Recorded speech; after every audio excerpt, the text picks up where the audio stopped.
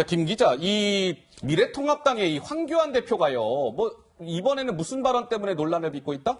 신체 비하 발언으로 비칠 수 있는 좀 부적절한 발언을 했다 이런 얘기가 나오고 있습니다. 이번에 선거법 개정으로 정당 투표 용지가 굉장히 길어졌잖아요. 그런데 그걸 두고 비판하려고 하다가 뭔가 부적절한 발언 논란에 휩싸였습니다. 직접 들어보시죠. 여러분, 비례정당 투표용지 보셨습니까? 비례 투표용지 보셨습니까? 아직은 잘 못 보셨지만 40여 개의 정당이 쭉 나열되어 있어요. 그러니까 키 작은 사람은 이거 자기 손으로 들지도 못해요. 이런 정당 중에 어디를 뽑아야 될지 헷갈리게 돼버렸습니다. 완전히 선거가 코미디가 돼버렸어요. 선거가 코미디가 됐다 이렇게 이야기하면서 들고 나온 게 비례정당 투표용지 얘기입니다. 그러니까 키 작은 사람은 너무 이거 기니까 키 작은 사람이 이거 들지도 못한다. 라고 한 말이 문제가 된 겁니다. 최근 황 대표의 발언 논란이 연이어 터지니까 민주당에서는 좀 부적절하다는 비판 논평이 나왔습니다. 황 대표의 부적절한 언행이 점입 가경이고 깃털보다 가볍다. 그러면 키 작은 사람은 투표 권리마저 포기해야 되는 겁니까? 라고 따져 물었습니다. 아, 그렇습니까? 근데 어떻습니까? 이제 오늘 황교안 미래통합당 대표가 발끈을 했어요. 뭐라고 발끈했는지 아십니까? 이렇게 발끈했습니다. 함께 한번 보시죠. 아이고야. 적당히 들지 마세요. 적당히 들죠. 사사건건 꼬투리 잡아 환상의 허수아비 때리기에 혈안이 되어 있습니다. 적당히 들지 마시죠. 무능은 술책만을 부를 뿐입니다. 이렇게 발끈했다고 하는데 우리 학장은 어떤 생각 드세요?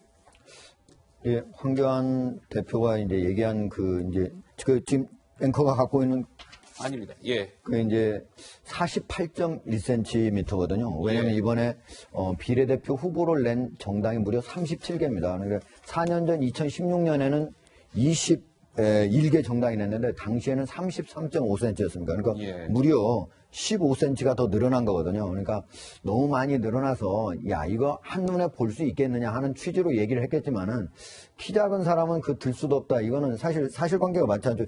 키 작아 50cm도 안 되는 그거를 들 수가 없을 정도라면 너무 무겁거나 아니면은 1m도 키가 안 되는 사람이라면 모르겠지만 그런 사람은 거의 없을 거니까 성인이라면은 적어도 투표권을 갖고 있는 사람은 그런 측면에서는 부적절하다고는 하지만 이걸 또 여권에서 이게 신체를 비하하는 발언이다 또는 투표권을 포기하라는 말이냐 이렇게 비판하는 거는 저는 너무 과도하다고 봅니다. 왜냐면은 이거 투표권을 포기하라는 얘기도 아니었을 뿐더러 이게 왜 신체를 비하하는 말입니까? 예를 들면 문의 높이가 너무 작아서 키 큰 사람은 들어갈 수도 없다. 그러면 키 큰 사람의 신체를 비하한 게 아니잖아요. 문이 작다는 걸 말했을 뿐이지. 그리고 이거는 비례대표의 어떤 표기가 돼 있는, 정당 표기가 돼 있는 그 용지가 너무 길다는 걸 좀 더 과장해서 한 말일 뿐이지. 이거를 투표를 하지 말라거나 아니면 키 작은 사람의 신체를 비하한 말은 아니기 때문에 이런 식으로 또 비판하는 것도 저는 맞지 않는다라고 봅니다. 예. 우리 서정훈 변호사? 예. 저도 이게 말꼬리 잡기가 너무 지나치다. 왜냐하면 이게 우리 견지망월이라는 말 있잖아요. 예. 달을 이게 가르치는데 달은 안 보고 너무 이게 손가락만 가지고 자꾸 이게 시비를 거는 이게 견지망월인데 저도 이게 황교안 대표의 말의 본질은 이제 준연동형 비례제가 너무 잘못돼가지고 40여 개 가까운 정당들이 우주선처럼 솟아난 거 너무 이걸 비판하고 있잖아요. 그러면 여기에 대해서 해야지 이걸 비유적으로 너무 이게 길다는 걸 많다는 걸 키 작은 사람 못 든다 이런 비유적인 표현 이걸 가지고 이게 저는 공격하는 거는 정말 이게 해도 너무하고요. 얼마 전에 N번방 발언도 그래요. N번방? 저는 이게 호기심? 그것도 이게 원론적으로는 맞는 말이거든요. 신상 공개에 대해서 질문했을 때 호기심에 들어왔다가 바로 이게 부적절한 나간 사람까지 다 공개할 수는 없잖아요. 처벌 안 되는. 물론 이제 들어오는 사람이 호기심에 들어온 사람은 없죠. 과정을 보면. 그러나 이게 원론은 맞거든요. 따라서 너무 이게 야당 대표에 대해서는 꼬리 잡기로 자꾸 이게 말꼬리 잡기로 공개하는 좀 지나치다 보는 거죠. 우리 서정훈 변호사의 개인 생각이시고 우리 오창석 부소장. 저는 이런 상황들을 봤을 때 김종인 총괄 선대본부장 정말 잘 모셔왔다 그런 생각이 들어요. 저는 진짜 이런 여러 번의 선거를 지켜봤었는데 이렇게 야당의 당대표가 가장 큰 리스크를 지니고 있는 선거는 처음입니다. 2004년에 4월 15일 똑같습니다. 선거 기간이. 그 당시에 정동영 의원이 그런 얘기를 했었죠. 노인들 투표하지 마라. 근데 그렇게 명확한 워딩이 아니었어요. 모 신문과의 인터뷰 내용이었는데 정확한 명칭이 아니고 그 맥락상 그렇게 왜곡해서 해석을 했단 말이죠. 근데 선거 어떻게 됐습니까? 20, 30석이 날아가 버렸습니다. 그건 무슨 말이냐면 선거 기간에는요. 작은 바람도 휘청휘청하게 만듭니다. 한 정당을. 근데 당대표가 이렇게 메시지 관리가 안 되고 그리고 나한테 아무거나 잡지 마라, 말꼬리 잡지 마라 이렇게 한다는 것 자체가 이해가 할 수 없는 거예요. 작은 것도 조심해야 된다는 것이고 엠버한방 물론 원론적으로 말씀이 맞을 수도 있지만 230만 명이 넘게 국민들이 분노하고 있는 사안이에요. 거기에 대해서 깊이 헤아리지 못하고 대답한 것은 분명히 반성을 해야 되거든요. 그리고 지금 준연동형 비례대표제가 만약에 폐기가 된다 하더라도 앞으로 이 정당이 많아질 수가 있습니다. 지금 현재 준연동형제에 비례해서 나오는 정당은 정의당밖에 없어요. 지역구 내고 비례되는. 그러면 결국 정의당 빼고는 나머지는 다 비례정당이에요. 그렇기 때문에 앞으로 비례정당이 더 많아질 수 있는데 준연동형제의 본질을 알겠습니다. 비판하지 않고 길이만 비판하는 건 당대표로서 좀 부족했다. 네. 어찌됐건 지금 황교안 대표가 이제 이 비례 투표용지 이야기하다 이제 논란을 빚은 건데 저희가 실제 좀 이미지를 하나 준비를 해봤어요. 우리 저 카메라가 좀 이렇게 잡아주고 계시죠? 비례대표 국회의원 선거. 카메라가 쭉 내려가고 있습니다. 시간이 걸립니다. 길기는 길어요. 48.1cm입니다. 정확하게. 어떻게 이렇게 해야 되는구나. 정당수 총 35개 정당. 35개 정당. 48.1cm. 시청자 여러분들 4월 15일 날 그 지역구 의원들 투표는 따로 하시는 거고 이제 비례 투표하실 때는 요 용지를 갖고 투표하시게 됩니다. 많죠? 길고? 네, 잘 보고 투표들 하셔야 될 것 같고. 이번에는 이 얘기 좀 해볼게요. 황교안 대표에 이어서 김 기자, 더불어민주당의 이해찬 대표가 어제 오랜만에 공식 석상의 모습을 드러냈다? 그렇습니다. 최근 피로 누적으로 병원에 입원했었잖아요. 퇴원한 뒤에 어제 공동선대위 출정식에 참여를 했는데요. 좀 몸이 많이 안 좋다 이런 얘기가 나오고 있습니다. 어제 모습이 준비되어 있는데요. 함께 어제 목소리부터 듣고 오시죠. 전당대 이후 1년 반 동안 질주를 해왔는데 갑자기 몸이 나빠져서 부득이 병원 신사를 질 수밖에 없는 기간이었습니다. 남은 2주 동안 최선을 다해서 반드시 승리로 이끌어내도록 하겠습니다. 다시 한번 사력을 다해서 총선을 끝까지 이끌어주고 계시는 이해찬 위원장님께 큰 박수 부탁드리겠습니다. 네, 이해찬 대표 어제 저 발언을 마치고 이제 행사 뒤에 내려오는 모습이었는데요. 몸이 많이 불편해 보이는 그런 부축을 받고 모습이었습니다. 내려오네요. 부축을 받고 당 관계자들의 손에 이끌려서 같이 내려오는 모습도 보였고요.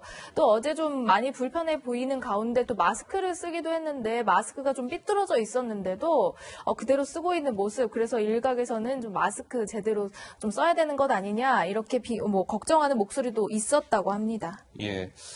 이해찬 대표가 병원에 입원했다가 어제 이제 엿새 만에 모습을 드러낸 건데 지금 이렇답니다. 어제 이제 출정식에 참석을 했고요. 엿새 만에. 민주당에서는 이렇게 얘기해요. 이해찬 대표가 다음 주에 회의에 복귀는 합니다.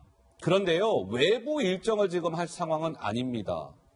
영상 등 간접 유세 지원에만 나설 것 같습니다.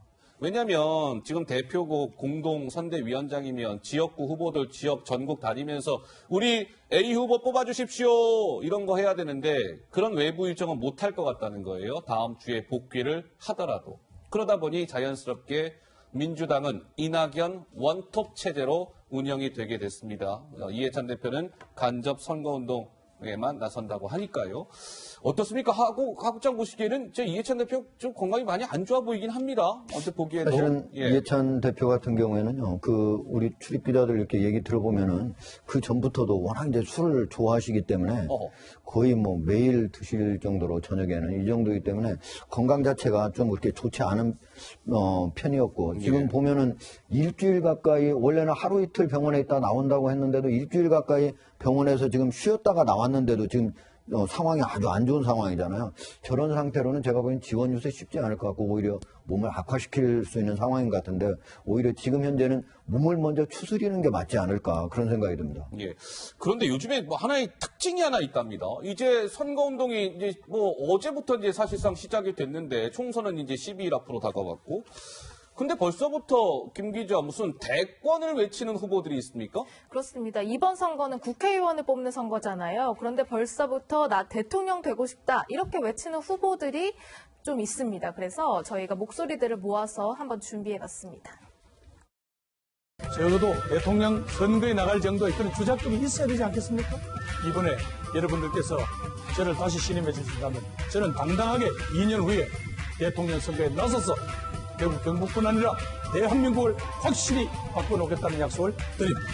만약 이번 총선에서 제가 김부겸 후보를 뚫고 당선된다면 저도 저희 미래통합당에서 정치적 공로가 활짝 열리겠습니다. 저는 선언을 하겠습니다. 선언한 사람을 이겼을 때 저는 이사회의 정치적 뒤집을 가질 수 있겠습니다. 2년 있다가 국회의원 선거를 또 하게 되면 그게 참 좋은 일이다. 그때는 제가 대통령이 되어 있기 때문에 대통령이 당선이 되면 중도 사퇴하고 당선이 안 되면 임기는 채웁니다. 그래서 개선 출마 의사가 있다. 네, 총선 후보들이 앞다퉈서 지금 대권을 얘기하고 있습니다. 김부겸 후보는 총선에서 승리하고 대한민국을 위해서 대통령에 도전하겠다 이렇게 입장을 밝히니까 주호영 후보 맞상대죠. 내가 5선에 성공해서 김부겸 후보 이기면은 내가 대선 후보 나도 될 수 있다라고 나섰고요. 홍준표 후보 또한 대통령 한번 해보기 위해서 왔다라고 이야기하고 있습니다. 너도 나도 지금 총선이 뭐 아직 치러지지도 않았는데 벌써부터 대권을 외치고 있어요. 이거는 도대체 이건 또 무슨 속내입니까, 서정욱 변호사? 그는 이제 이거 한마디로요. 네. 총선용 득표 전략이다. 총선용 득표 전략이다. 예, 저는 이게 이래 봅니다. 예. 저도 이제 국회에 좀 있어 봤는데 예. 3선 이상만 되면요.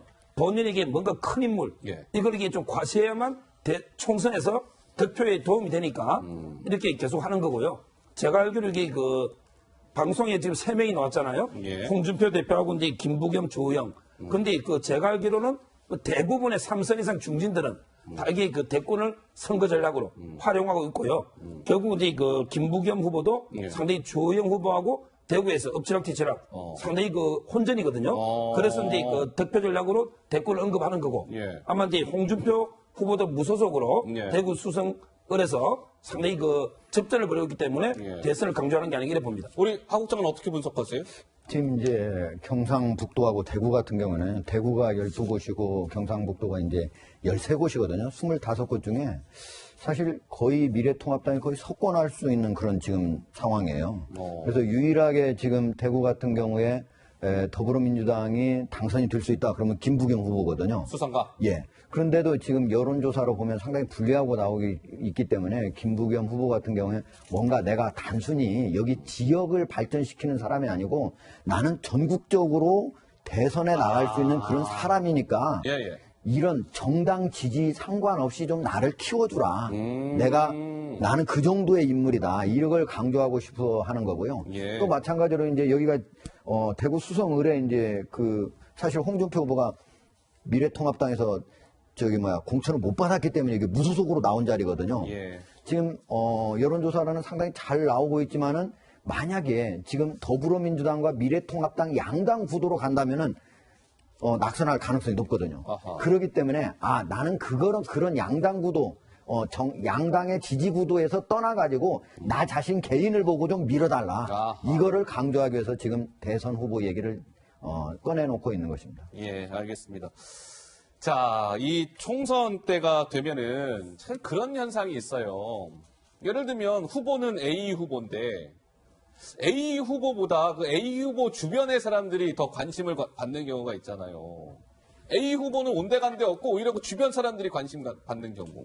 이번에도 여지없이 있다는데 김민지 기자가 몇 케이스를 좀 모아봤다면서요? 그렇습니다. 연예인 가족을 둔 사람도 있고요. 전문가, 교수, 가족을 둔 사람도 있었는데요. 더불어민주당의 최재성 후보 같은 경우에는 아들이 가수 최낙타 씨입니다. 최낙타? 네, 저도 이분의 노래 좋아하는데 어쨌든 그래요? 최낙타 씨가 아들이기 때문에 SNS 등등에서 아들 자랑을 많이 하는 것으로 소문이 나 있습니다. 그리고요, 더불어민주당의 또 다른 후보인 이재영 후보는요, 부인이 김호란 교수입니다. 다들 아시겠지만 이번에 코로나 사태로 인해서 대한예방의학회에서 코로나19 비상대책위원장을 맡고 있는 김호란 교수가 전문가로 많이 활약하는 모습을 보였는데요. 함께 있는 사진 등등 공개하면서 이제 이렇게 부인을 자랑하는 그런 모습도 올리곤 했습니다. 그리고 또 유상범 후보, 미래통합당 후보인데요. 유호성 씨 아시죠? 배우. 네, 배우 유호성 씨의 형입니다. 그래서요, 이분 SNS에 들어가 보면은 본인 사진보다 유호성 씨 사진이 더 많다, 뭐 이런 아하. 얘기도 많이 나와요. 그래요. 그리고 많이 아시겠지만 미래통합당 지상우 후보는 부인이 배우 심은하 씨입니다. 저는 솔직히 저 지상욱 후보의 부인이 심은하 씨라는 건 알았고 새 그 케이스는 저는 이번에 처음 알았습니다. 최재성 후보의 아들이 가수 최낙타, 그 다음에 이재영 후보의 부인이 김오란 교수, 유상범 후보의 동생이 배우 유호성. 우리 오창성 부소장 보시기에는 저분들이 좀 덕을 많이 볼 것 같아요.